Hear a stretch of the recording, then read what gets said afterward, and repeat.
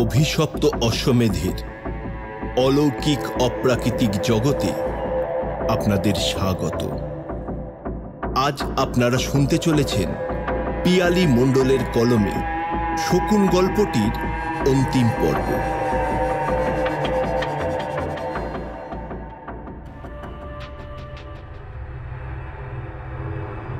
उन सब के आने का वक्त हो गया है, बस कल तक वो आ जाएगी, चिंता मत करो। কথাগুলো বলে আবার নিজের কাজে মন দিলেন অগ্নি। দু হাতময় সিঁদুর, কি সব যেন উপাচার তৈরিতে ব্যস্ত তিনি। দু হাতে সিঁদুর নিয়ে কিসের উপাচার তৈরি করছেন উনি? কিন্তু কাজের ফাঁকেই চার্লির বিষাদ মাখা দৃষ্টি দেখে আশ্বাসের সুরে বললেন কথাগুলো। চার্লি অগ্নির কথায় বেশ খানিকটা শান্তি বোধ করে।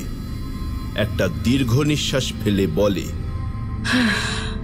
चिंता तो होगी ही। बात सिर्फ इस गांव का नहीं है, उस बच्ची का भी है। वो बच्ची बहुत क्षमताशाली है, लेकिन अभी तो उसे खुद को भी पता नहीं है कि क्या है वो। जब तक वो खुद अपनी शक्ति का उपयोग ना करे, तब तक हम सबको उसकी रक्षा करनी होगी। চার্লির কথা শুনে স্মিত হাসেন অগ্নি। তারপর বলেন, मैंने बोला ना, चिंता मत करो। अभी काम बहुत है और उसकी रक्षा करने के लिए तुमने जिसको भेजी थी वो तो है ही, मगर उसके साथ मेरा भी एक रक्षक है। हाँ, जख्मी है, लेकिन वो जब तक सीकू के साथ है, कोई शैतान उसे कुछ नहीं कर सकेगा। অগ্নির প্রতিটা শব্দ সামনের মানুষকে যে কিভাবে এতটা বিশ্বাস করতে বাধ্য করে তা যেন বুঝতে পারে না চার্লি। তবু স্মিত হাসে। তারপর কোনো কাজ মনে পড়ায় উঠে আসতে চায় অগ্নির পাশ থেকে। তখনই অগ্নি ওকে থামিয়ে দিয়ে বললেন, और कुछ देर बैठो, इधर काम बहुत ज्यादा है और वक्त बहुत ही कम। अभी तो शाम भी हो गया है और कुछ देर बाद तुम्हें कुछ काम करनी है, ठीक ठीक से करना। চার্লি উঠতে গিয়েও বসে পড়ে। তারপর বিস্ময়ের দৃষ্টিতে অগ্নির দিকে তাকিয়ে বলে, ठाकुर जी, आप काम तो बताओ, अभी कर देती हूँ। मन्ने को लगा कि मैं चाड़ल की बेटी हूँ ना, इसलिए आप मन्ने को कोई चीज छूने नहीं दोगे। अरे पगली, ऐसा हो सकता है क्या? अभी मैं जो बोल रहा हूँ वो ठीक से सुनो। বলে অগ্নিবর্ণ। তার বাম হাতের তালুর মধ্যে তুলে ধরে কয়েকটা ত্রিকোণাকার বীজ, আর একটা হাতে ছোট একটা দেশলাই বাক্সের মতো কাঠের বাক্স। তারপর সেগুলোর দিকে ইশারা করে বলেন, ये जो बीज देख रही हो, इसे मैं पहले शुद्ध करके तुम्हारी हाथ में दूंगा। जब गांव का सब लोग सो जाएगा, तब गांव में जाकर ठीक 10 दिशाओं में ये थोड़ा सा मिट्टी खोद के गाड़ देना। फिर मिट्टी के ऊपर इस डिब्बे के अंदर जो भी है उस एक को वहां पर रख देना। याद रखना, रात की तीसरी पहर होने से पहले सब बीज को गाड़ देनी है। কথাগুলো এক নিঃশ্বাসে বলেই সেই বীজগুলোর শুদ্ধিকরণ শুরু করেন অগ্নিবর্ণ। চার্লি এই সুযোগে স্নান সেরে একটা শুদ্ধ কাপড় জড়িয়ে নেয় গায়ে। এ তার গুরু মায়ের দেয়া কাপড়। সে আগেও লক্ষ্য করেছে এ কাপড় যেদিন ওকে আগলে রেখেছে সেদিনই ওর কাজ সফল হয়েছে। তাই গুরু মায়ের দেয়া কাপড়খানি এই কাজের জন্য উপযুক্ত মনে করে গায়ে জড়িয়ে নেয় ও। এই গুরু মায়ের দেওয়া কাপড়ই এই কাজের জন্য উপযুক্ত। এই কাপড় আমায় যতক্ষণ আগলে রাখবে ততক্ষণ আমি সফল নিশ্চয়ই হব। তারপর অগ্নির কাছে ফিরে এসে দেখে ততক্ষণে অগ্নি 10টি বীজ শুদ্ধ করে সিঁদুর আর চন্দন মাখানো সুতো দিয়ে জড়িয়ে মুড়ে দিয়েছে প্রতিটা বীজ। চার্লি এসে বসতেই তার হাতে সেই সুতো জড়ানো বীজগুলো একটা ছোট্ট পাতায় মুড়ে দিয়ে দেন। তারপর সেই ছোট্ট বাক্সটা তুলে দিয়ে বলেন, इस डिब्बे को ठीक से ले जाना और देखना एक को भी खरोच ना आए।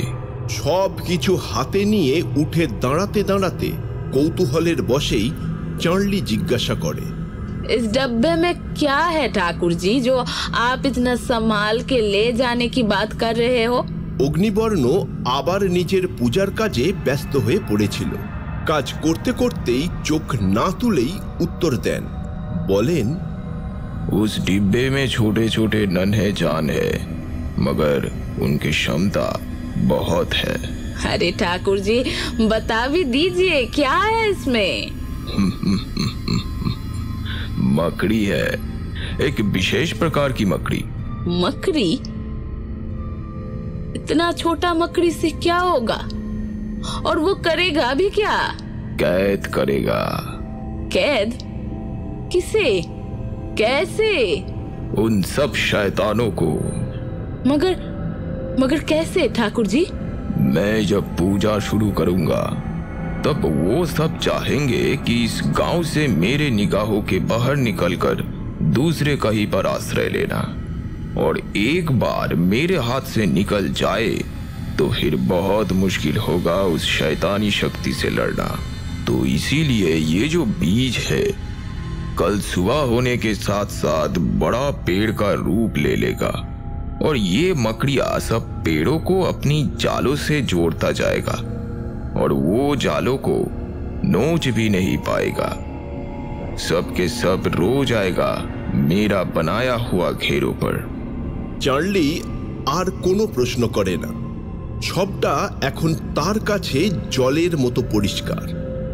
তাই দরকারি জিনিসগুলো বুকের কাছে চেপে ধরে দরজা খুলে বেরিয়ে যায়। তারপর ধীরে ধীরে মিলিয়ে যায় রুক্ষ অন্ধকারে।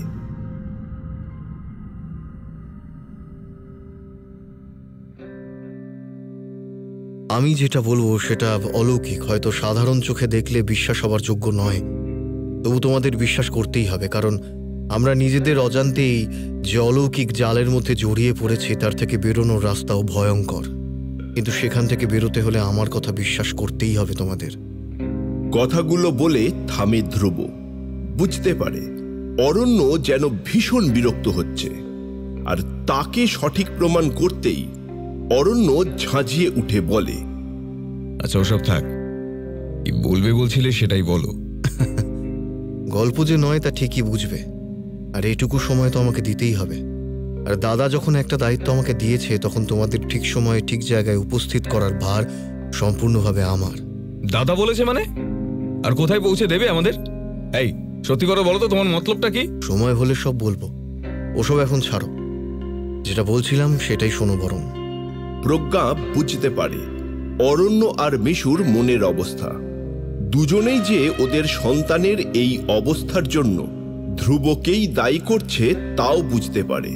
তবু বলে, তোর একটু শান্ত হয়ে বস না, ও কি বলছে শোন একটু। তুমি বলো ধ্রুব, ওখানে পৌঁছলে কিভাবে? শেষ কথাটা ধ্রুবকে উদ্দেশ্য করে বলে নিজেই বসে পড়ে ধ্রুবর পাশে। ধ্রুব বলা শুরু করে, তোমরা যখন ওয়াশরুমে চলে গিয়েছিলে অরণ্য তখন দোকানের ভিতরে, শিখু আমার কোলে। হঠাৎ কেঁদে উঠল দেখে আমি তখন অনেকভাবে চুপ করানোর চেষ্টা করলাম। তারপর ভাবলাম এই গরমে জল পিপাসা পেতেই পারে বা খিদেও পেতে পারে, ও তো বলতে পারবে না। তাই নিজেই গাড়ির ভেতর থেকে জলের ফ্লাস্কটা বের করে আনছিলাম। শিখুকে গাড়ির সিটে বসিয়ে আমি ওর দুধের বোতলটা খুঁজছিলাম। ঠিক তখনই বুঝতে পারলাম গাড়িটা স্টার্ট নিয়েছে। আমি চিৎকার করে উঠেছিলাম, কিন্তু ততক্ষণে গাড়ি চলতে শুরু করেছে। আমি তোমাদের ডাকতে ডাকতেই শিখুকে গাড়ি থেকে বের করে আনার চেষ্টা করলাম, কিন্তু পারলাম না। অগত্যা কোনো মতে গাড়ির ভেতরেই ঢুকে বসলাম। গাড়ি ততক্ষণে অনেক দূরে চলে এসেছে। গাড়ির স্পিড এতটাই ছিল যে শিখুকে নিয়ে গাড়ি থেকে ঝাঁপ দেবো তার উপায় নেই। আর অন্যদিকে তো ওই মুখোশধারী ম্যানেজার শিখুর কানের কাছে চেপে ধরেছে একটা পিস্তল। এভাবেই পৌঁছে গেলাম ওই জনমানব শূন্য গ্রামে। তারপর ও আমাকে সরিয়ে শিখুকে নিয়ে নেমে গেল গাড়ি থেকে। আমিও নেমে ছুটতে গেলাম, কিন্তু কোথা থেকে একটা শকুন এসে পড়লো আমার সামনে। তারপর তারপর আর কি, অনেক চেষ্টায় যখন সেই শকুনটাকে ফাঁকি দিয়ে ছুট দিলাম তখন সব গুলিয়ে গেল। শিখুকে নিয়ে লোকটা ঠিক কোন দিকে গিয়েছে আমি সেটাও বুঝতে পারিনি, কিন্তু আন্দাজ করলাম। আন্দাজ ভুল হতেও পারত, কিন্তু আমার ভাগ্য ভালো, আমি ঠিক দিকেই গেলাম। কিন্তু ঘরের মধ্যে গিয়ে দেখলাম ওই ম্যানেজার ওই রকম ভয়ঙ্কর ক্ষতবিক্ষত অবস্থায় ছটফট করছে, আর ওর মাথার ঠিক পাশে বসে শিখু খুবলে নিচ্ছে ওর একটা চোখ। আমি ভয়ে প্রথমে আড়ষ্ট হয়ে গেলেও দৌড়ে ওকে কোলে তুলে নিলাম। আর ভুলটা করলাম তখনই। ভুল? হ্যাঁ, ভুল। আমি লক্ষ্যই করিনি যে শিখুর চোখ মুখ বদলে গিয়েছে অনেকটাই, যেন ছোট্ট শরীরে বড় কোনো মানুষের মাথা বসিয়ে দেওয়া হয়েছে। কিন্তু আমি যতক্ষণে বুঝলাম ততক্ষণে অনেক দেরি হয়ে গিয়েছে। ও ততক্ষণে আমাকে নিজের শিকার বানিয়েছে। আমি চেষ্টা করেও ছাড়াতে পারলাম না ওকে। তারপরের ঘটনা তো সব তোমরা নিজের চোখেই দেখেছ। প্রজ্ঞাদের অলক্ষ্যে ঘটা ঘটনাটা খুব সংক্ষেপে বলেই থামল ধ্রুব। ওর শরীর এতটাই দুর্বল যে এতটুকু বলতে গিয়েও হাঁপাচ্ছে বেচারা। অরণ্য বা বিশুর অবশ্য সেদিকে চোখ যায়নি। ওরা নিজেদের মধ্যেই ধ্রুবর বলা কথাগুলো নিয়ে চুলচেরা বিশ্লেষণ শুরু করে দিয়েছে। প্রজ্ঞা কিন্তু ধ্রুবর দিকে এক ঝলক দেখেই জলের বোতলটা এগিয়ে দিয়ে বলল, বেশ, অনেক হয়েছে, এবার থামো তো। জল খেয়ে একটু শান্ত হয়ে বসো। আর যা হওয়ার তা হয়ে গিয়েছে, সেটা নিয়ে এর বেশি ভেবে কি হবে বলো তো? তার থেকে বরং নিজেদেরকে সতর্ক রাখো সবাই, কারণ কখন কি রূপে ওই ভয়ঙ্কর অপশক্তি আমাদের সামনে এসে উপস্থিত হবে সেটা হয়তো আমরা বুঝতেই পারবো না। তুই তো এত সরল ছিলি না রে দিদি। তুই এই গল্পটাকে সত্যি ধরে নিলি? তোর মনে একবারও একটা প্রশ্ন জাগলো না? কথাগুলো বলতে বলতে দিদির দিকে এগিয়ে আসে নিশু। তারপর এসে আবার বলে, দেখ, একটা ছোট্ট শিশু কিভাবে ওকে ওইভাবে আঘাত করতে পারবে বলতে পারিস তুই সেটা? আর চোখ খুবলে নেওয়ার ব্যাপারটা, এটা তুই বিশ্বাস করিসনি? বল, কি হলো দিদি? বল, বিশ্বাস করিস? आप काहे इतना जगर रही हो? वो बाबू सब कुछ सच बोल रहा है। आप हवा नहीं देख सकते हो तो क्या हवा झूठ है? कहानी है, नहीं है ना? फिर आपको विश्वास करना पड़ेगा। वो बाबू झूठ नहीं, बिल्कुल सच बोल रहा है। और एक बात, वो गिद्ध ही शैतान का और एक रूप है। अगर किसी के अंदर वो शैतान छुपा हुआ भी होगा तो फिर दिन के 2 वक्त वो अपनी असली रूप में आएगा जरूर। यहाँ पर भी ठीक वैसा ही गिद्ध मिला है। और वो मैनेजर साहब असली में क्या था दिखा ना आपको? फिर भी क्यों आप विश्वास नहीं कर रहे हो? और एक बात मैं फिर से बोल रही हूँ, आपकी बच्ची की क्षमता आपको मालूम नहीं है। अभी जो समय चल रहा है वो बहुत खराब है। उस छोटी सी नन्ही सी बच्ची के ऊपर जो शक्ति हावी होगा वो उस शक्ति का गुलाम हो जाएगा। কথাগুলি বলতে বলতে রজ্জ ঘরের মধ্যে ঢুকে এসেছিল। ওর শরীরটাও এত দুর্বল যে খুব বেশি চলাফেরা বা কথা বলাটাও ওর কাছে ভীষণ পরিশ্রমের কাজ বটে। কিন্তু ওকে ছেড়ে দেওয়া সম্ভব নয়, কারণ অরণ্য জানে ওই রজ্জই ওদের নিয়ে যাবে ওই গ্রামে। তাই রজ্জর মুখের উপর কথা বলে না ও। রজ্জ আবার উঠে দাঁড়ায়, তারপর ধীর পায়ে ধ্রুবর সামনে গিয়ে দাঁড়ায়।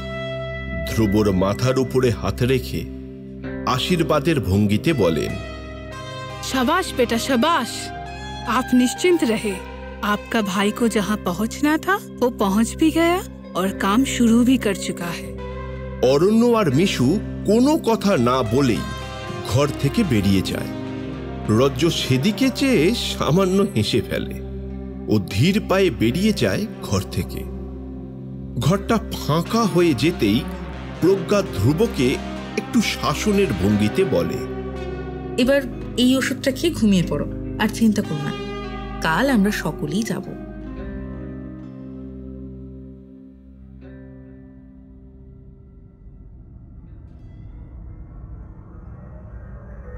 মাত্র কয়েকদিনের মধ্যেই যে একটা গাঁয়ের অবস্থা এমন হয়ে যেতে পারে সেটা কল্পনা করতে পারেনি চার্লি। ও অগ্নির দেয়া জিনিসগুলো নিয়ে যখন গাঁয়ে পৌঁছালো ততক্ষণে গোটা গাঁ ডুবে গিয়েছে নিদ্রার অতলে। তবু ওর ষষ্ঠ ইন্দ্রিয় বলছিল এ ঘুম স্বাভাবিক নয়। এই ভয়ঙ্কর নিস্তব্ধতার আড়ালে জেগে আছে বহু চোখ। তবু চার্লি থামেনি। অগ্নির বলে দেয়া দিক অনুসারে 10 দিকে 10টা বীজ পুঁতে তার উপরে রেখে এসেছে সেই বিশেষ মাকড়সা। এই রাত্রিটা তাদের দিতেই হবে, যাতে তারা তাদের ওই লালারস দিয়ে ঘিরে ফেলতে পারে গোটা গ্রামটাকে, যে জাল ছিঁড়ে বেরোনোর ক্ষমতা ওই নরকের প্রাণীগুলোর নেই। চার্লি তার সব কাজ নির্বিঘ্নে সমাধা করে ফিরে আসার তোড়জোড় করছিল। ঠিক তখনই ওর কানে এলো নূপুরের শব্দ। আচমকা শব্দটা কানে আসতেই চমকে উঠল ও, আর সঙ্গে সঙ্গে ফিরে তাকিয়ে দেখল একটা যুবতী ওর পিছু নিয়েছে। তার মুখ ঘোমটায় ঢাকা, কিন্তু সেই ঘোমটা আসল মানুষটাকে আড়াল करते पारेनी। ये युवती और कोई नहीं बल्कि तेहरी ही है। लेकिन इस अंधेरी रात में अचानक उसने मेरा पीछा क्यों लिया? कहीं शैतान ने फिर से उसको अपने बश में तो नहीं कर लिया ना? ये कोई आश्चर्य की बात भी नहीं है। इस गांव की जमीन पर कदम रखते ही हवाओं में एक अजीब सी सीलन भरी गंध आ रही थी, और उस सन्नाटे को चीर के ऐसी आवाज मेरे कानों में आई जिसका इस दुनिया से कोई नाता नहीं है। इसका मतलब उस नरक के प्राणियों ने इस गांव के ज्यादातर हिस्से में कब्जा कर लिया है, और इन गांव के लोगों के अंदर अपना साम्राज्य बना लिया है।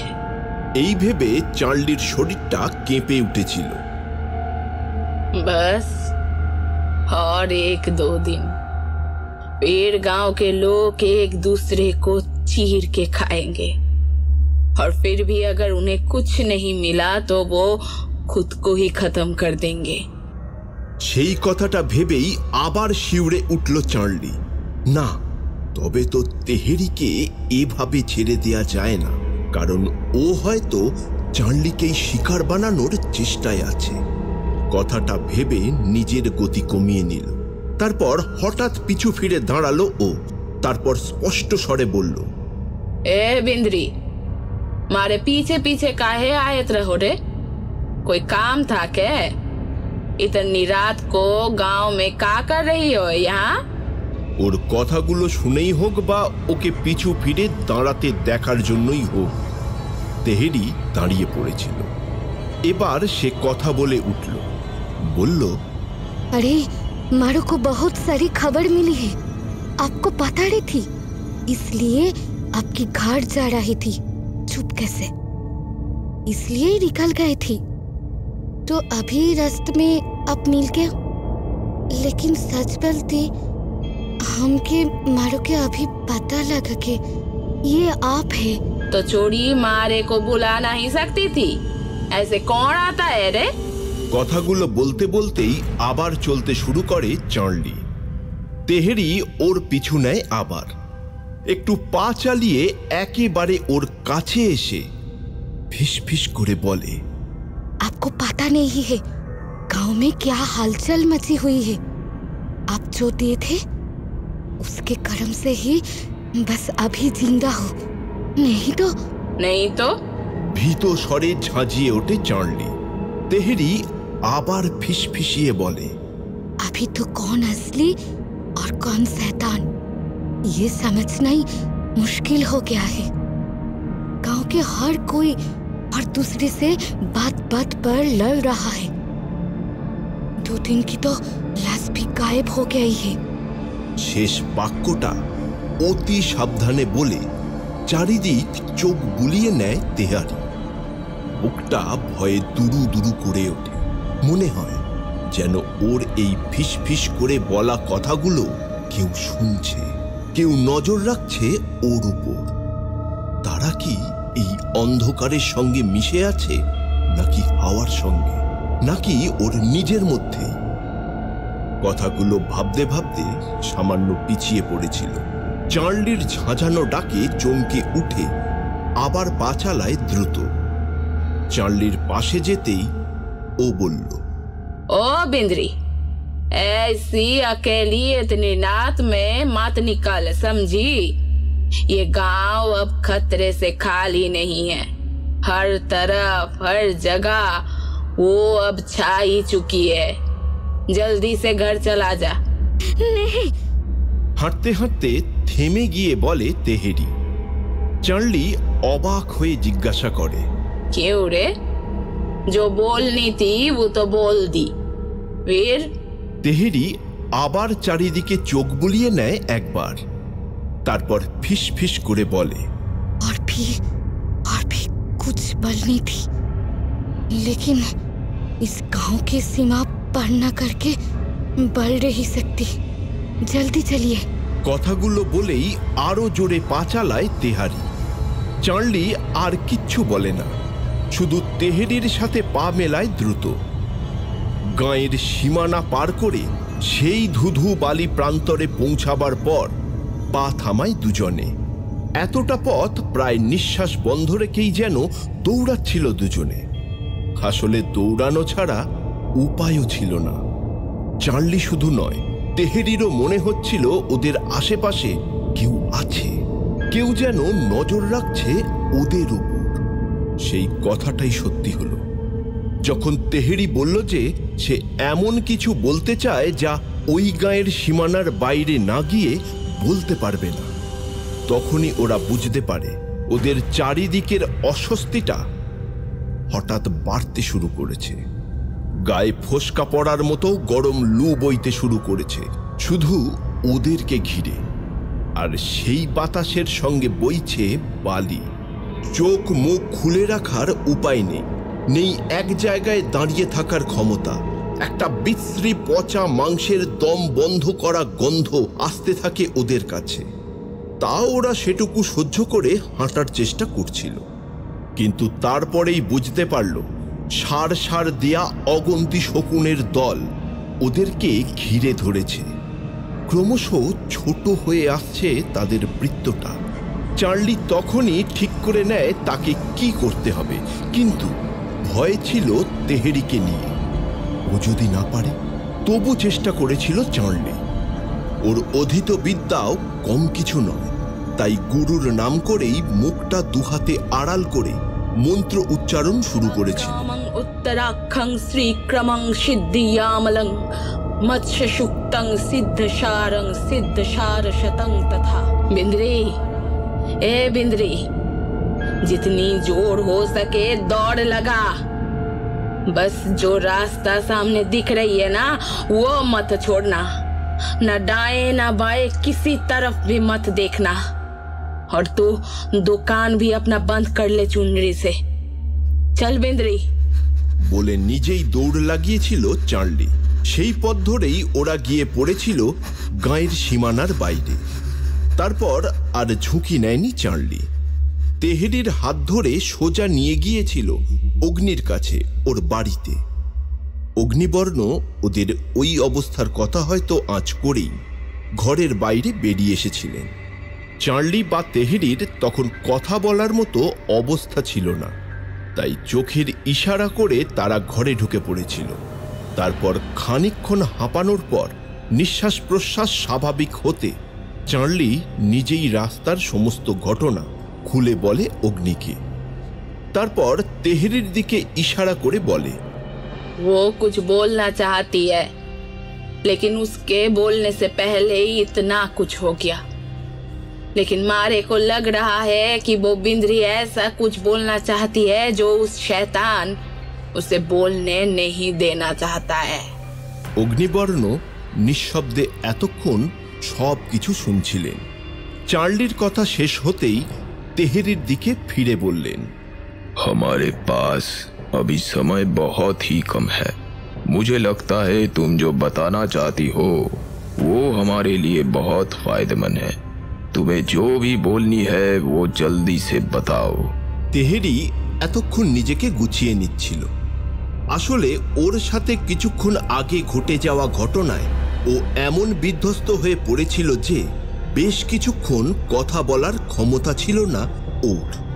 ওর মনে হচ্ছিল ও বুঝি মুখ খুললেই আবার সেই অদৃশ্য শক্তি গলা চেপে ধরবে ওর। এখন অগ্নিবর্ণের কথায় যেন কিছুটা সাহস পেল ও। দু তিনবার ঢোক গিলে বলল, वो शैतान कहाँ से इस गांव में आ जा रहा है वो मालूम है मेरे को, और कौन उसे बुलाया है वो भी मालूम है। অগ্নি এবার চঞ্চল হয়ে উঠে জিজ্ঞাসা করে, कौन कौन बुलाया है उस शैतान को नरक से? कौन? তেহেরি আবার একবার ঢোক গিলে বলে, सालू की माँ ने। वो जैसा दिखती है वैसा नहीं, और उसकी घर पास जो पुरानी हवेली है उसके अंदर एक कुआं है। पानी नहीं है उसमें। मैंने अपनी आंखों से देखी है। यहाँ पर झांक के सिल्लू की माँ कुछ बोलती है, फिर वहाँ से कैसे कैसे आवाज निकलती है, फिर वो एक बड़ा वाला गिद्ध निकल के आता है। তেহেরির কথা শুনে চার্লিও চমকে উঠেছিল। যাকে এতদিন সবাই প্রায় পাগলি বলেই ভাবত, সেই মানুষটা কি না? কিন্তু কেন? এই কেনর উত্তর হয়তো একমাত্র সেই দিতে পারবে। কিন্তু এই মুহূর্তে ওকে আগে আটকাতে হবে। অবশ্য ও যা ক্ষতি করার করে ফেলেছে, এর বেশি কিছু ক্ষতি আর হতে দেওয়া যাবে না। অগ্নি চোয়াল শক্ত করে দ্রুত হাতে নিজের ঝোলা থেকে বের করা একটা পুঁথির পাতা উল্টাতে থাকেন দ্রুত। তারপর বিশেষ একটা পাতায় এসে থেমে যান। পুঁথিটাকে চোখের আরো কাছে এগিয়ে এনে সেখানে আঁকা একটা ছবি আর তার সাথে লেখাগুলো খুঁটিয়ে দেখে নিতে থাকে। তার এক ফাঁকেই চার্লিকে শুধু আদেশ করেন, तुम अभी यज्ञ की तैयारी करो। ये विशेष यज्ञ के लिए जो जो विशेष वस्तु की जरूरत होगा मैं अभी लिख देता हूँ। जितनी जल्दी हो सके सब कुछ मेरे सामने होना चाहिए। जल्दी। চার্লি আর একটা কথাও বাড়ায় না। তেহেরিকে ঘরের এক পাশে বসিয়ে দ্রুত পায়ে এগিয়ে যায় স্নান করার উদ্দেশ্যে। এরপর মহারণ শুরু হতে চলেছে, তাই নিজেকে শুদ্ধ পবিত্র করে তবেই সেই রণের সাজসজ্জা প্রস্তুত করতে হবে তাকে। অনেক কাজ, অনেক দায়িত্ব, কিন্তু সময় খুব কম। যত তাড়াতাড়ি সম্ভব ওকে করতে হবে। সময় খুব কম, খুবই কম।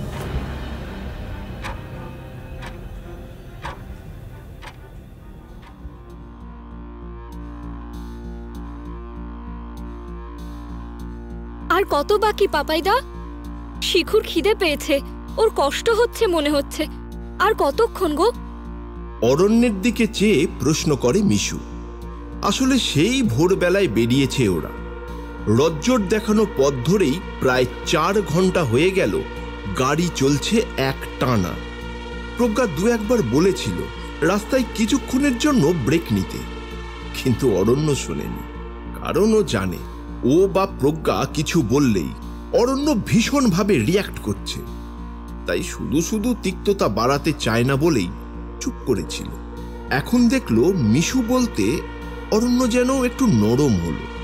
মিশুকে হাতের ইশারায় আশ্বস্ত করে রজ্জর দিকে চেয়ে জিজ্ঞাসা করল, और कितनी दूर है दीदी? देख रही है ना, मेरे शिखू को बहुत तकलीफ हो रही है। और ज्यादा नहीं है, लेकिन आपको जिसके पास ले जा रही हूँ उसके पास जाने के लिए थोड़ा घूम के जाना पड़ेगा। गांव की तरफ से हम जा नहीं सकते। अपनी बच्ची को संभाल के रखना।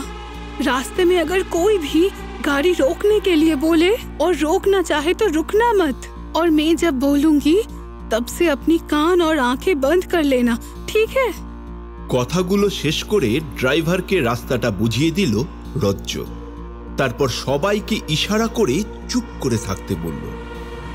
গাড়ি প্রায় আরো 15 মিনিট চলার পর হঠাৎ গাড়িটা ব্রেক কষে দাঁড়িয়ে পড়ল।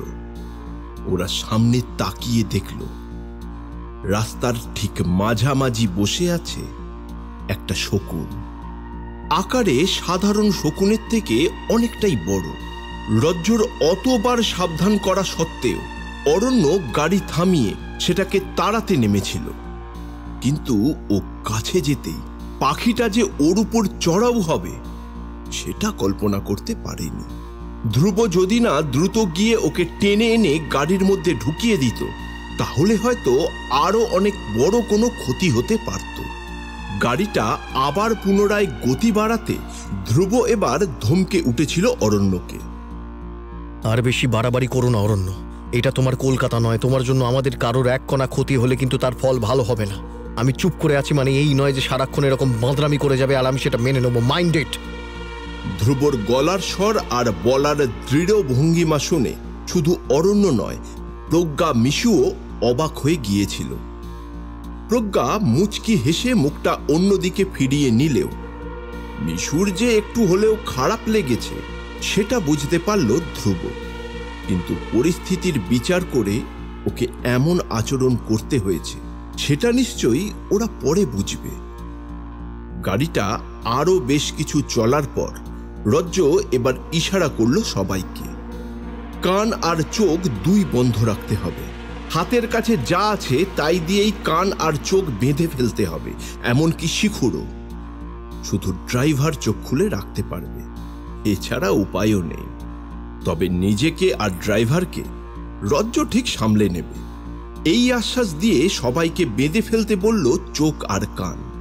কারণটা অবশ্য কাউকে বলল না। বাকিরা কেউ না জানলেও ধ্রুব জানে কিছুটা। ওকে অগ্নি সাবধান করে দিয়েছিল, বলেছিল ওর কাছে পৌঁছাবার আগে ওদের সামনে এমন ভয়ঙ্কর দৃশ্য বা ভয়ঙ্কর শব্দ ওরা শুনতে পাবে যা ওদের কয়েক মুহূর্তের মধ্যে ভারসাম্যহীন করে দিতে পারে। আর সেই সুযোগে শিখুকে ছিনিয়ে নিয়ে চলে যেতে পারে ওরা। আর হয়তো মাত্র ক্রোশ দুয়েক রাস্তা অবশিষ্ট, সেটুকু পথ পেরোলেই ওরা পৌঁছে যাবে গন্তব্যে। রজ্জর কথা মতো ওরা যে যার মতো বেঁধে নিল নিজের চোখ কান। শিখুর কানটা জড়িয়ে দিয়েছে একটা ছোট্ট স্কার্ফ দিয়ে, কিন্তু চোখটা কিছুতেই বাঁধতে দেয়নি। অগত্যা শিখুকে নিজের বুকের মধ্যে চেপে ধরে রাখতে বলল রজ্জ। আর মাত্র কয়েক মিনিট, আর কয়েক ক্রোশ, তারপরে ওদের সন্তানের রাহু মুক্তি ঘটবে। তার জন্য তো এতটুকু কষ্ট সহ্য করতেই হবে।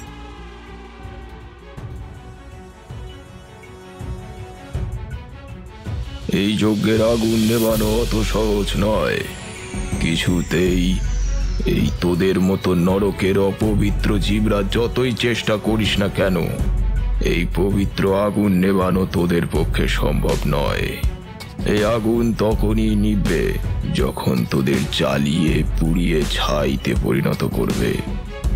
তোরা না থাকবি এই পৃথিবীর, না থাকবি ওই নরকের।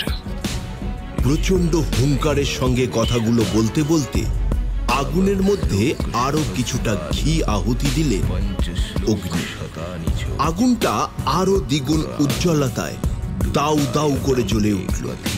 হাভেলির চড়া জীর্ণ স্যাঁতস্যাঁতে দেওয়ালগুলো যেন সেই আগুনের তাপে নিজেদের সেঁকে নিয়ে শক্ত ঢাল হয়ে দাঁড়ালো ওই নরকবাসী আর অগ্নিবর্ণদের মাঝে।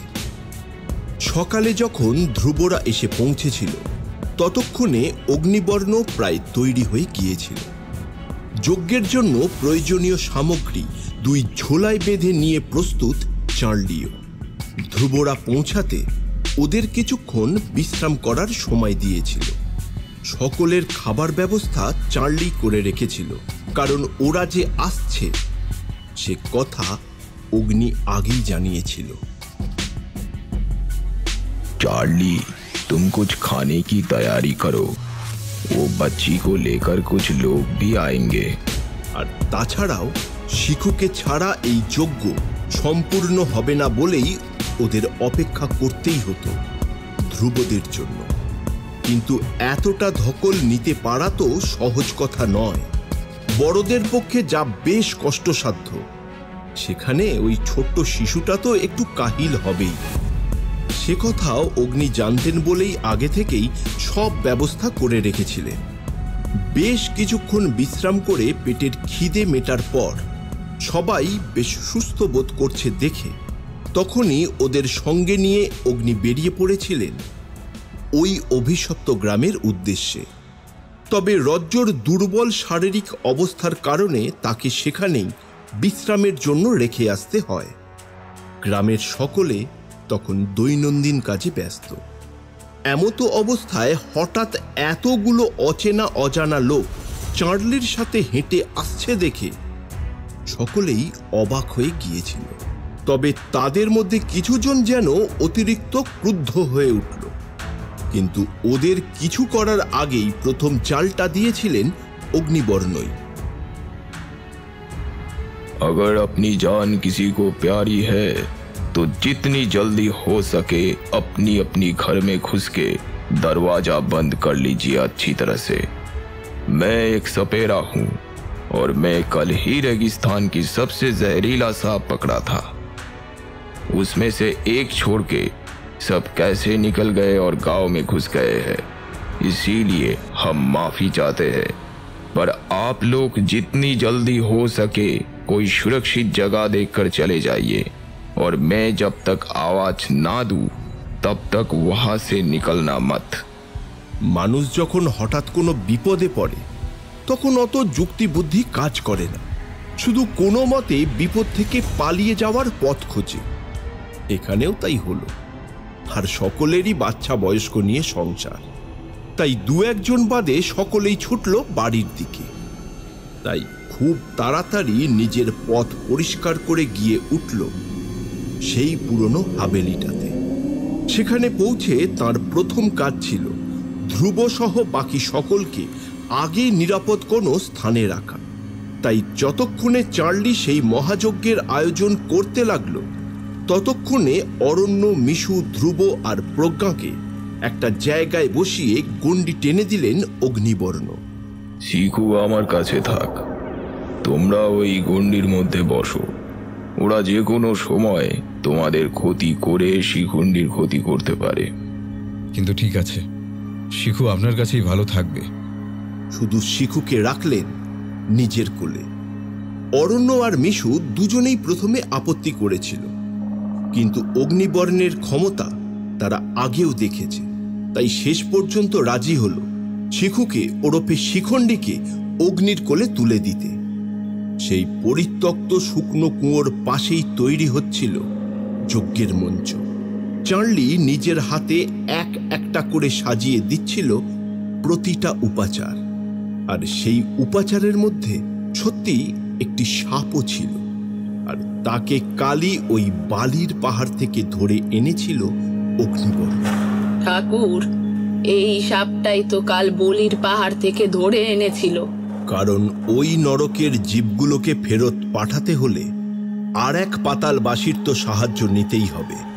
সে ওকে দেখিয়ে দেবে সেই পাতাল প্রবেশের পথ। তাই অগ্নিবর্ণ মিথ্যা বলেননি। অবশ্য ওই বিষধরী সাপ ছাড়াও যজ্ঞের উপাচার হিসেবে তার সঙ্গে রয়েছে আরো অনেক কিছু, যেমন কালো বিড়ালের চোখ, কালো কাকের পালক, শ্মশানের পোড়া কাঠ, আধপোড়া মৃতদেহের ডান পায়ের আঙুল, কালো গরুর সামনের ডান পায়ের খুরের মাটি, সিঁদুর, লাল মাটি, চাঁড়ালের মেয়ের চুল, শকুনের বাসার একটা হাড়, শকুনের ডিম, আরো অনেক কিছু। ইতিমধ্যে অনেকগুলো উপাচারী একে একে আগুনে আহুতি দিয়েছেন অগ্নিবর্ণ, আর তার ফলশ্রুতি হিসেবে মানুষের ছদ্মবেশে থাকা শয়তানগুলো হুঙ্কার দিয়ে বাইরে বেরিয়ে আসছে। তাদের ছদ্মবেশ সরে গিয়ে এখন বিশ্রী নারকীয় রূপটা বেরিয়ে এসেছে। অগ্নিবর্ণ এটাই চেয়েছিলেন। যেটা চেয়েছিলাম পেরেছি আমি। সাধারণ নির্দোষ নিরাপরাধ মানুষগুলো যাতে কোনোভাবেই আর ক্ষতিগ্রস্ত না হয়, ওই শয়তানগুলির থেকে সাধারণ গ্রামবাসীদের আলাদা করতে পেরেছি আমি। কিছু মানুষের মৃত্যু ঘটেছে, কিন্তু তারা তো আগেই শেষ হয়ে গিয়েছিল। থেকে গিয়েছিল শুধু তাদের ওই মানুষের খোলসটাই। আমায় এখনো চেষ্টা চালিয়ে যেতে হবে। যদি ওই খোলসের মধ্যে এতটুকুও প্রাণ থাকে, তবে তাকে আবার ফিরিয়ে আনতে হবে। প্রায় ভেঙে পড়া পুরানো সেই বিশালাকার হাবিলিটাকে চারিপাশ থেকে ঘিরে ফেলেছে অসংখ্য শকুনের দল। যদিও তাদের ঠিক শকুন বলা সমীচীন নয়। অদ্ভুত ওই জীবগুলোকে খানিকটা শকুনের মতো দেখতে হলেও আসলে তো তারা তা নয়। ওই জীবগুলো ওই মুহূর্তে বাড়িটাকে ঘিরে তৈরি করেছে বালির ঘূর্ণিঝড়। ধুলোয় চারিদিক প্রায় অদৃশ্য। প্রচন্ড গতিতে বয়ে আসা দমকা বাতাস বারবার নিভিয়ে যেতে চায় যজ্ঞের আগুন। এত ধুলো আর বালির ঝাপটে চোখ মুখ খুলে রাখা বড্ড দায়। তবু অগ্নি এক মুহূর্তের জন্য থামায়নি তার মন্ত্রোচ্চারণ। এই মহা ত্রিকালজয় যজ্ঞের আগুন একবার নিভে গেলে আর যজ্ঞকারীর অভীষ্ট সাধন সম্ভব হয় না। তবে এই আগুন একবার জ্বলে উঠলে নেভানো বড্ড কঠিন। অগ্নি এবার হাতে নিলেন সেই শ্মশানের আধপোড়া মৃতদেহের ডান পায়ের আগুন। তারপর সেটাকে ঘি আর মধু মাখিয়ে একটি মাটির সরায় রেখে আর একটা সরা দিয়ে ঢেকে নিজের দুহাতে তুলে ধরলেন যজ্ঞের আগুনের উপর, আর তার সাথে এক নাগারে মন্ত্রোচ্চারণ।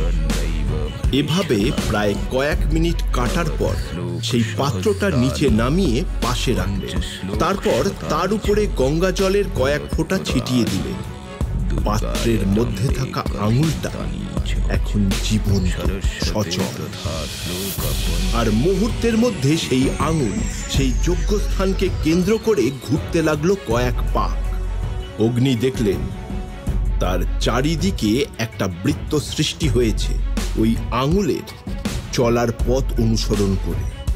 আর সেই বৃত্তের মধ্যে প্রবেশ করতে পারছে না সেই ঘূর্ণিঝড়ের ধুলোবালি, প্রবেশ করতে পারছে না ওই দ্রুত গতির বাতাসও। কারণ এখন যজ্ঞের আগুন দাউ দাউ করে আবার জ্বলতে শুরু করেছে। তাই তো অগ্নি প্রচন্ড আক্রোশে সেই শয়তানগুলোকে উদ্দেশ্য করে বলে ওঠেন, এই যজ্ঞের আগুন নেভানো অত সহজ নয় কিছুতেই। এই যে তোদের মতো নরকের অপবিত্র জীবরা, যতই চেষ্টা করিস না কেন, এই পবিত্র আগুন নেভানো তোদের পক্ষে সহজ নয়। এই আগুন তখনই নিভবে যখন তোদের জ্বালিয়ে পুড়িয়ে ছাইতে পরিণত করবে। তোরা না থাকবি এই পৃথিবীর, না থাকবি ওই নরকের। শিখুকে এতক্ষণ নিজের পাশে ঘুম পাড়িয়ে রেখেছিলেন। চারিদিকে ঝড়ের তাণ্ডব চললেও সেই বৃত্তের ভিতরে থাকা অগ্নি বা চার্লি কাউকে স্পর্শ করতে পারছে না। এটাই তো সুযোগ। অগ্নি বুঝতে পারেন এই মুহূর্তে বিপরীতে থাকা অপশক্তির ক্ষমতা কমে এসেছে, আর এই মুহূর্তে যদি ওদের বন্দী করা যায় তবে ওরা কিছুতেই নিজেদের রক্ষা করতে পারবে না। আর এক মুহূর্ত সময় নষ্ট করেন না অগ্নি। শকুনের বাসার হাড়ের মাথার উপর চাঁড়ালের মেয়ের চুলটা জড়াতে জড়াতেই একবার দেখে নিলেন চারিদিক। তারপর চার্লির এগিয়ে দেয়া সিঁদুর নিয়ে সেই হাড়ের গায়ে মাখিয়ে দিলেন ভালো করে। তারপর সেই হাড়টা যজ্ঞের আগুনে ধরে শুরু করলেন আবার মন্ত্রোচ্চারণ। হাড় আর চুল একসাথে পোড়ার বিশ্রী গন্ধ যতই ছড়িয়ে পড়তে লাগলো চারিদিকে, অগ্নিবর্ণ শুনতে পেলেন চারিদিকে শুরু হয়েছে অমানুষদের এক কান ফাটানো আর্তনাদ। আর সেই চিৎকারের তীব্রতা ক্রমশ বাড়ছে। ক্রমশ সেই চিৎকার এগিয়ে আসছে তার দিকে।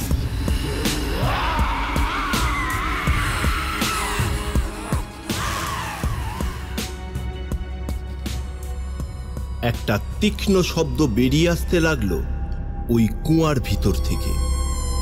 ধীরে ধীরে সেই তীক্ষ্ণ শব্দ ক্রমশ আরো তীব্র হতে শুরু করলো। এতটাই তীব্র যে মাথা যন্ত্রণায় ছিঁড়ে যেতে চাইল সকলে। শব্দের মাত্রা ক্রমশ এমন পর্যায়ে পৌঁছালো যে অরণ্য মিশু আর প্রজ্ঞার কান থেকে রক্ত বেরিয়ে আসার উপক্রম হল। বিপরীত দিক থেকে যে এতটা ভয়ঙ্কর প্রতিক্রিয়া আসবে তা হয়তো অগ্নিবর্ণ বুঝতে পারেননি, কিন্তু এখন তা লক্ষ্য করে সবাইকে আদেশ দিলেন, এই শব্দের তীব্রতা তোমরা সহ্য করতে পারবে না। হাতের কাছে যা আছে তা দিয়ে কান চাপা দাও আর মনে মনে নিজেদের ইষ্ট দেবতার নাম জপ করো। চার্লিও তার পরনের কাপড়ের আঁচল দিয়ে বেশ করে জড়িয়ে নিল নিজের কানের উপর। অগ্নি শিখুর দোকানে কিছুটা তুলো চেপে ধরে নিজের ক্রিয়াচার শুরু করলেন। অগ্নিবর্ণ আবার মন্ত্র উচ্চারণের সঙ্গে সঙ্গে আগুনে আহুতি প্রদান করতে শুরু করলেন।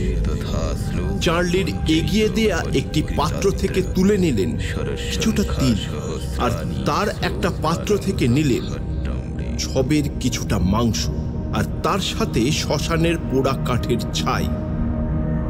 তিনটে একটি সরায় মিশিয়ে কিছুটা মন্ড তৈরি করলেন। আর ঠিক সেই মুহূর্তে কোথা থেকে পাগলের মতো ছুটে এসে হাজির হল শিল্লুর মা। অঝরে কাঁদতে কাঁদতে কি যেন বলার চেষ্টা করল, কয়েকবার মাথা ঠুকল। শেষে অগ্নির সামনে সাজানো পাত্রগুলো ছড়িয়ে ছিটিয়ে আটকানোর চেষ্টা করলো অগ্নিকে, কিন্তু তার কথা শোনার বা বোঝার আর সময় নেই। অগত্যা প্রায় টেনে হিচড়ে চার্লি একটা ঘরে আটকে রাখলো তাকে। इस उपचार को बंद करने का कोई मौका तुझे नहीं मिलेगा। অগ্নির ক্রিয়াচারে বাধা দেওয়ার ক্ষমতা তার নেই। চার্লি তাকে সরিয়ে নিয়ে যেতেই অগ্নি আবার নিজের কাজে ব্রতী হলেন। এই গোটা বাড়িটা এই মুহূর্তে ঘিরে ধরেছে অসংখ্য শকুনের দল। করাতের মতো দাঁতের সারি, পায়ের দীর্ঘ বাঁকানো নখ তাক করে রেখেছে হাভেলির ভিতরে থাকা মানুষগুলোর দিকে। ওদের প্রতিটা হিংস্র চোখ প্রতিক্ষণে বিদ্ধ করতে চাইছে অগ্নিবর্ণকে, আর সেই সঙ্গে ছিনিয়ে নিতে চাইছে শিখুকে। অগ্নিবর্ণ চারিপাশ ভালো করে পর্যবেক্ষণ করে বললেন, আর বেশি সময় নেই। হাভেলির বাইরে দেওয়া গণ্ডি যে কোনো মুহূর্তে ভেদ করে ওই শয়তানগুলো ঢুকে পড়বে ভেতরে। তাই যা করবার আগেই করতে হবে। এ বড় কঠিন কাজ হলেও করতেই হবে, একটু কষ্ট সহ্য করতেই হবে। আমি জানি এই মুহূর্তে আমি যা করতে যাচ্ছি তা দেখে হয়তো সবাই মিলে ছুটে আসবে, হয়তো ভুল বুঝবে, কিন্তু এইটুকু করা ছাড়া উপায় নেই।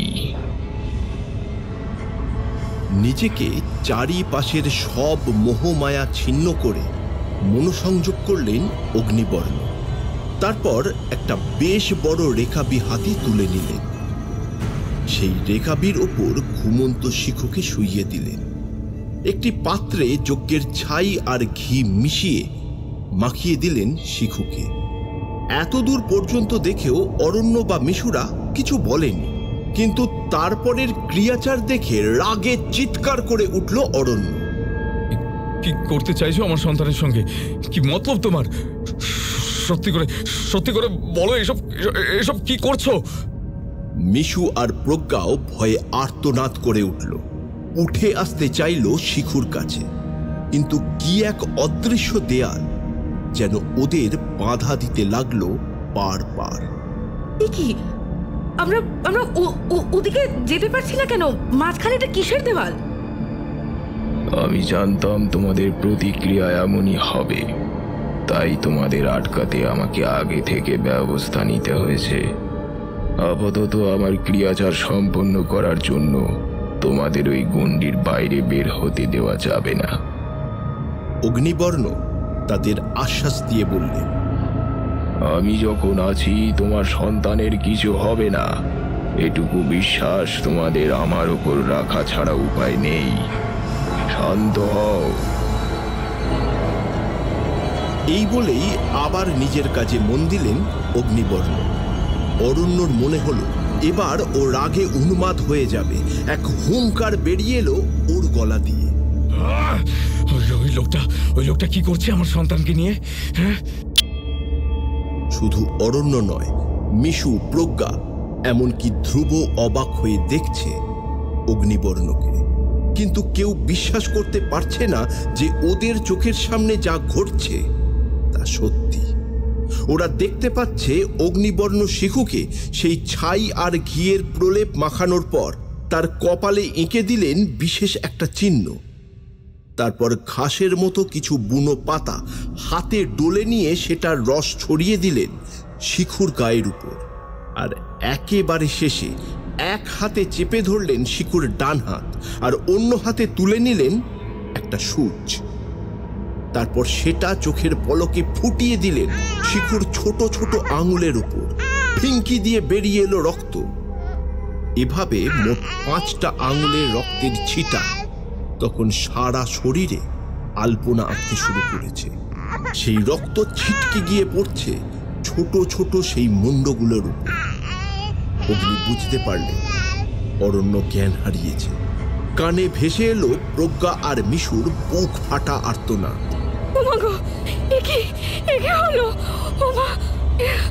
অগ্নিবর্ণ তবু তার ক্রিয়াচার থামালেন না। এ কাজ করতে আমার যে কতটা কষ্ট হচ্ছে তা যদি বোঝাতে পারতাম তোমাদের, কিন্তু তার যে উপায় নেই। শিখুর কান্নার শব্দে চারিদিকের এই জীবগুলো যেন এবার আরো বেশি চঞ্চল হয়ে উঠল।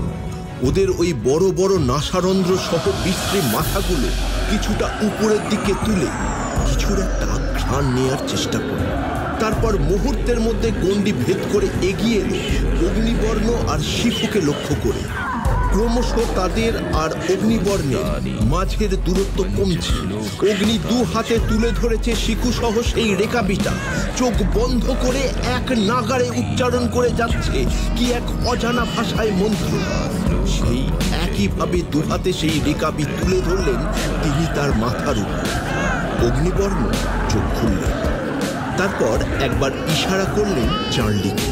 তার মাথার উপর বসানো শিকু সহ রেকাবিটা এক হাতে ধরে অন্য হাতে তুলে নিলেন এক মুঠো ছাই। তারপরেই নিজের বাম পায়ের বুড়ো আঙুল দিয়ে মুছে দিলেন গণ্ডির কিছুটা। শকুনগুলো অনায়াসে ঢুকে পড়ল গণ্ডির মধ্যে। অগ্নির হাতের ছাইটা কি যেন এক মন্ত্র উচ্চারণ করতে করতে ছড়িয়ে দিলেন। মাথার উপরে থাকা রেকাবিটা 2 হাতে ধরে ছুঁড়ে দিলেন ওই কুয়ার দিকে। আর ঠিক সেই সময়ে চার্লিও তার হাতের রেকাবিটা ছুঁড়ে দিল সেই কুয়ার মধ্যে। শুকনো কুয়ার ভিতর থেকে প্রতিধ্বনিত হতে লাগলো কাঁসার রেকাবিগুলোর ঝনঝন শব্দ। প্রচন্ড জোরে চিৎকার করে কেঁদে উঠল শিখু। আর সেই কান্নার শব্দ যেন সবকিছু শব্দকে ছাড়িয়ে বুকে গিয়ে বিঁধল অরণ্য। বোধহয় সেই শব্দেই জ্ঞান ফিরেছিল। আর তারপরেই অবাক বিস্ময়ে তাকিয়ে রইল সামনের দৃশ্যের দিকে। কুয়োর মধ্যে রেকাবি দুটো ছুঁড়ে দেওয়ার সঙ্গে সঙ্গে অগুন্তি শকুনের দল একে একে ঝাঁপ দিতে লাগলো সেই কুয়োর মধ্যে। কারণ তাদের অভীষ্ট বস্তু যে ওর মধ্যেই ছুঁড়ে দিয়েছেন অগ্নি। তাই সেটা পাওয়ার লোভেই, অর্থাৎ শিখুকে পাওয়ার লোভেই একে একে ঝাঁপ দিল ওই কুয়ার ভিতরে। কয়েক সেকেন্ড মাত্র, তারপর দেখা গেল অগ্নিদের চারিপাশ শূন্য, ধু ধু করছে চারিদিক। এটাই সঠিক সময়, আর এক মুহূর্ত সময় নষ্ট নয়। এখনই ঢেকে ফেলতে হবে ওই কুয়ার মুখ, ওই নরকের দরজা। চার্লি আগে থেকে একটা বড় কাঠের পাটাতন জোগাড় করে রেখে গিয়েছিল। অগ্নি এখন সেটা দ্রুত হাতে কুয়ার মুখে চাপিয়ে দিলেন। তারপর মন্ত্র উচ্চারণ করতে করতে একটা লাল সুতো দিয়ে বের দিলেন কুয়ার চারিদিক। তখনও ওই ঢাকনা ভেদ করে উঠে আসছে ওই নরকের জীবগুলোর হুঙ্কার। কিন্তু আর কয়েক সেকেন্ড, তারপর চিরকালের মতো থেমে যাবে ওই শব্দ। জীবগুলো ফিরে যাবে নিজের স্থানে। কুয়োর চারিপাশে বন্ধনী শেষ করে তার সঙ্গে থাকা সেই সাপটি ছেড়ে দিলেন কুয়ার মুখের ঢাকনার উপর। এরপর থেকে এই সাপ ওই নরকের দরজার প্রহরী হয়ে থাকবে।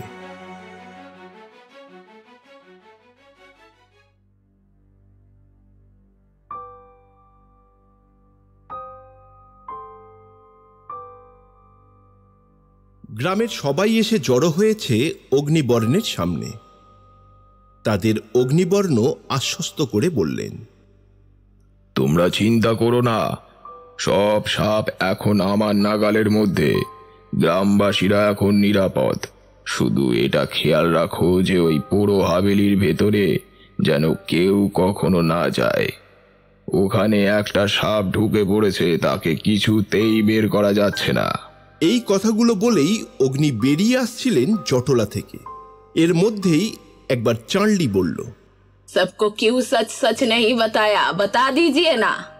অগ্নিবর্ণ তার সেই মায়াবী হাসি হেসে শুধু বললেন, वो सब तो चार्ली का काम है, उसी ने ही तो इस गांव को बचाया, है ना? চার্লির ঠোঁটে একবার হাসি ফুটিয়েও আবার একটু মনমরা হয়ে বলল, मगर सिल्लू की मासा को बचा नहीं पाई। उसे तो जाना ही था, वो तो कब की मर चुकी थी। बस उसकी शरीर थी, और वो भी 2-4 शरीर मिलेगी। घबराना मत। এই বলেই হাঁটা লাগিয়েছিলেন অগ্নি। ওর পিছনে একে একে হাঁটতে শুরু করলো ধ্রুব, প্রজ্ঞা, মিশু, আর সবশেষে শিখুকে কোলে নিয়ে অরণ্য।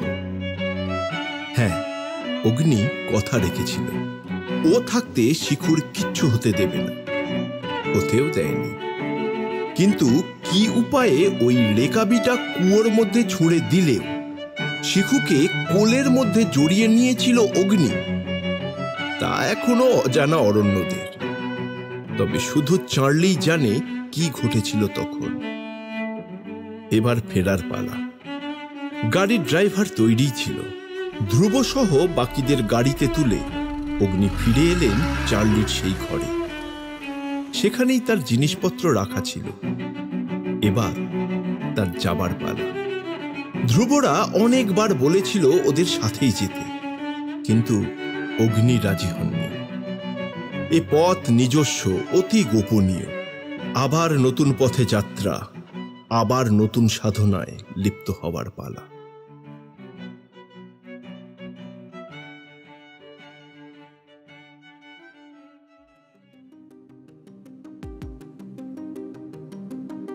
আমাদের গল্প ও পরিবেশনা যদি আপনাদের ভালো লেগে থাকে, অভিশপ্ত অশ্বমেধ এই চ্যানেলটিকে সাবস্ক্রাইব করে আমাদের সাথে থাকুন। ধন্যবাদ।